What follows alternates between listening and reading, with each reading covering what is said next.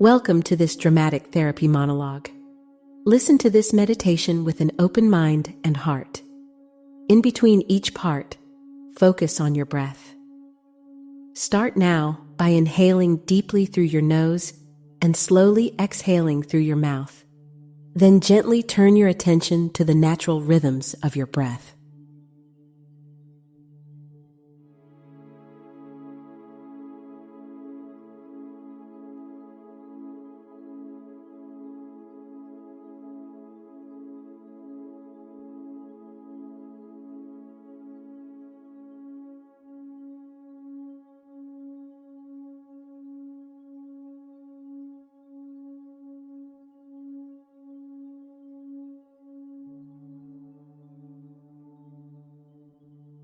I want to share something raw, right now.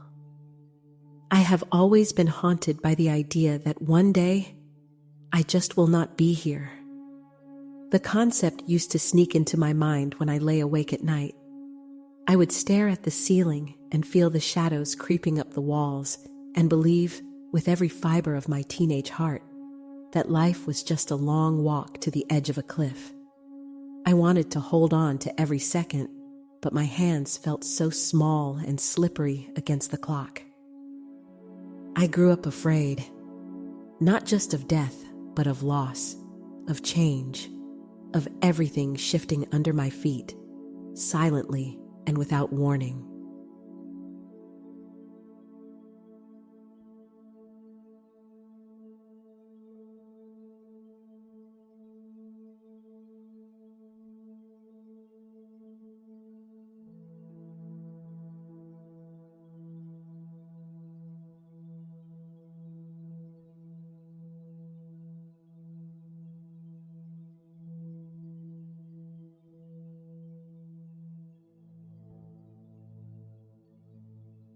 I remember once, as a girl, I watched my grandmother die.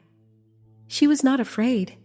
In fact, she chuckled at my worried face and told me, "Darling, I have lived through war, heartache, and decades worth of Tuesdays.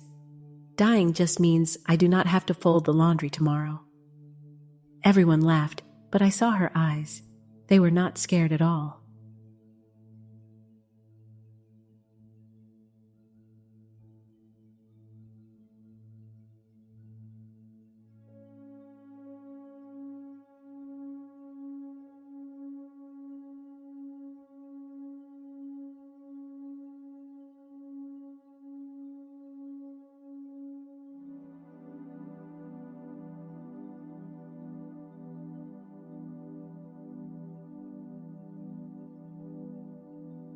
But I was terrified for her.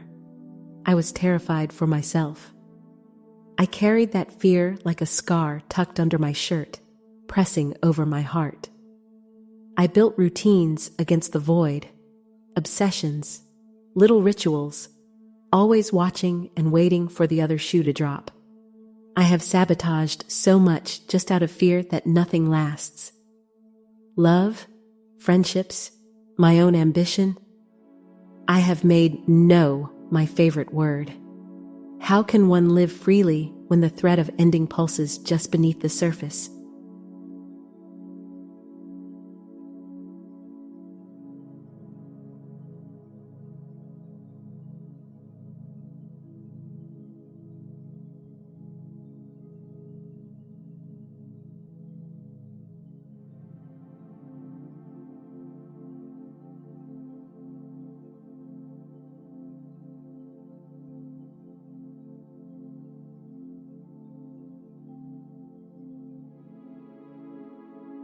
For years, I wore that terror out like a jacket.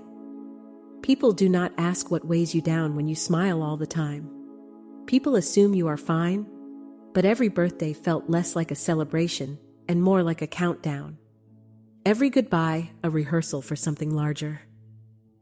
I envied people who seemed fearless, who could eat the icing off life and not worry about the cake vanishing.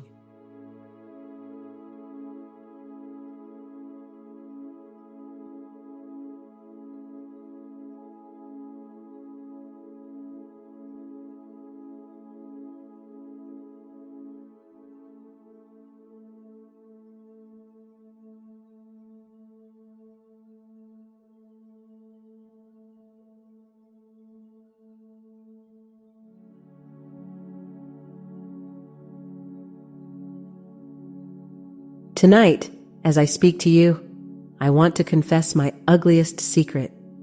Sometimes, I think I have wasted entire years trying to dodge a bullet that no one can dodge. I have built myself a fortress of rules and caution tape, and all I have to show for it is emptiness. The kind that echoes inside the ribcage at 3 a.m.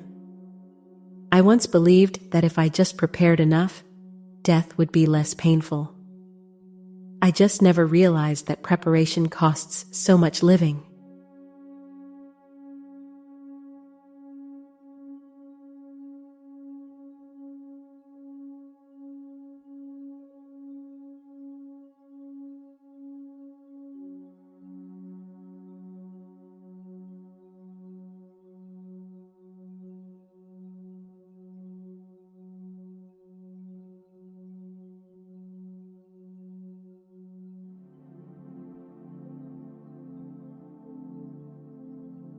But 2 months ago, I watched an old friend pass. Sudden, quick, like the universe snapped its fingers and decided, you, now. My first reaction was terror, of course. But then, looking at her family, her laughter frozen in all those thousands of photos, I felt something else bloom inside me. Jealousy. Not because she was gone, but because in every image she was living, honestly and fearlessly. Not one day stolen by fear. She just chose joy, again and again.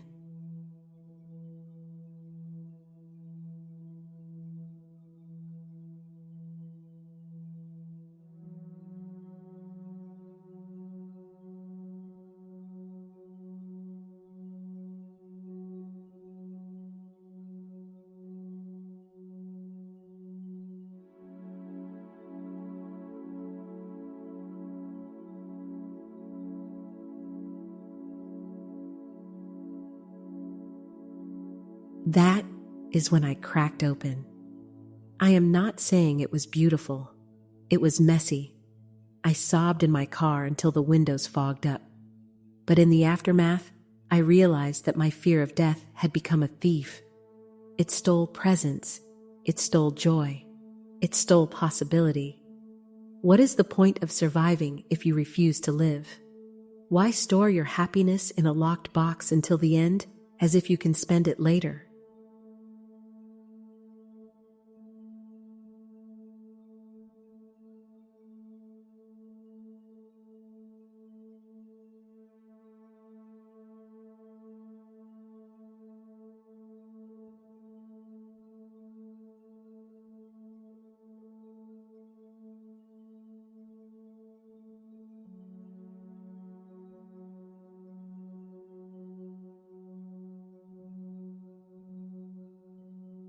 So, I made a decision. I started saying yes to things.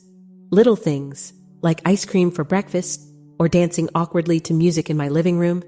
And big things, like apologizing when I'm wrong, like calling my mother just to hear her talk about the weather. I decided that if suffering is inevitable, I do not need to invite it to dinner every night. I want to taste the good parts so deeply that when death comes, it finds me drunk with life, not starved of it.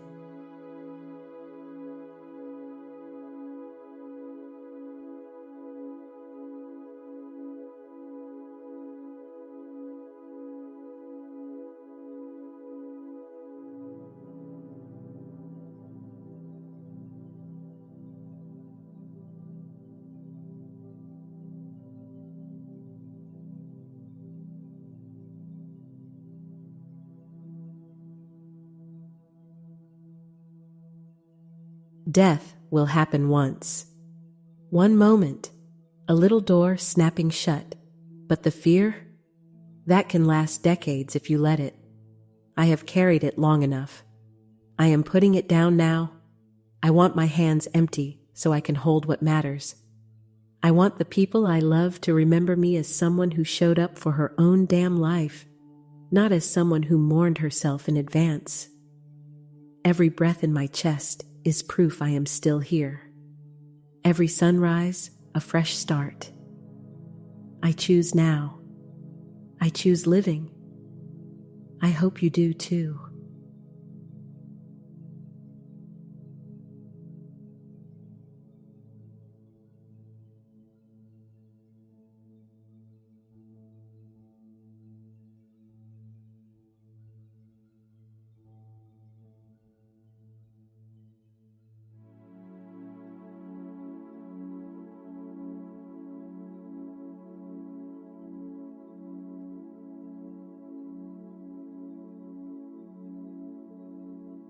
Now listen.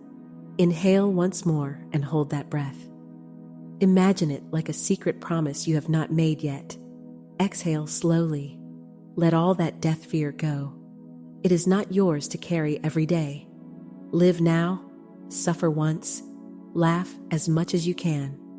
Thank you for listening, for breathing, for choosing life with me, even if only for these few minutes. Remember, today is yours.